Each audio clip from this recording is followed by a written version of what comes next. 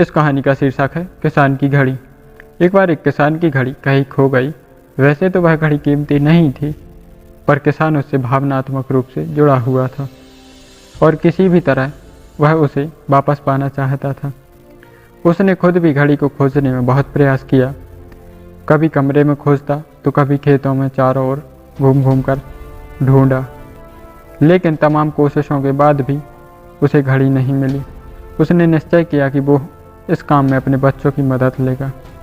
उसने आवाज़ लगाई और कहा, सुनो बच्चों, तुम में से जो भी मेरी खोई हुई घड़ी खोज देगा उसे मैं 100 रुपये दूंगा। फिर क्या था, सभी बच्चे जोर शोर से इस काम में लग गए। वे हर जगह की खाक छानने लगे, ऊपर नीचे बाहर आंगन में हर जगह, और ढूंढते ढूंढते उन्हें घंटों बीत गए, फिर भी घड़ी नहीं मिली। अब लगभग सभी बच्चे हार मान चुके थे और किसान को भी यही लगा कि घड़ी नहीं मिलेगी। तभी एक लड़का उनके पास आया और बोला, काका मुझे एक मौका और दीजिए, पर इस बार मैं ये काम अकेले ही करना चाहूँगा। किसान का क्या जा रहा था, उसे तो घड़ी चाहिए थी। उसने तुरंत हाँ कर दी। लड़का एक एक करके घर के कमरों में जाने लगा और जब वह किसान के शयन कक्ष से निकला तो घड़ी उसके हाथ में थी। किसान घड़ी देखकर प्रसन्न हो गया और अचरज से पूछा, बेटा कहाँ थी ये घड़ी, और जहाँ हम सभी असफल हो गए तुमने इसे कैसे ढूंढ निकाला? लड़का बोला, काका मैंने कुछ नहीं किया, बस मैं कमरे में गया और चुपचाप बैठ गया और घड़ी की आवाज़ पर ध्यान केंद्रित करने लगा।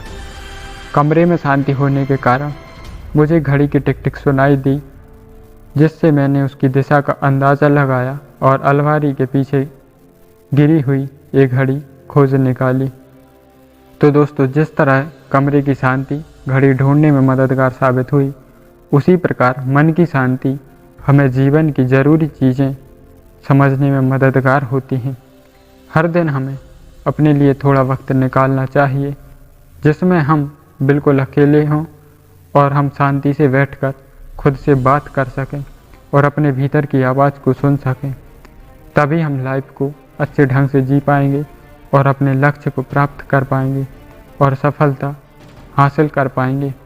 यदि आपका मन आपके बस में नहीं है तो आप छोटी से भी छोटी चीज़ नहीं पा सकते, और यदि आपका मन अपने बस में कर रखा है तो आप असंभव कार्य को भी संभव कर पाएंगे। इसी तरह की कहानी सुनने के लिए चैनल को सब्सक्राइब करें। धन्यवाद।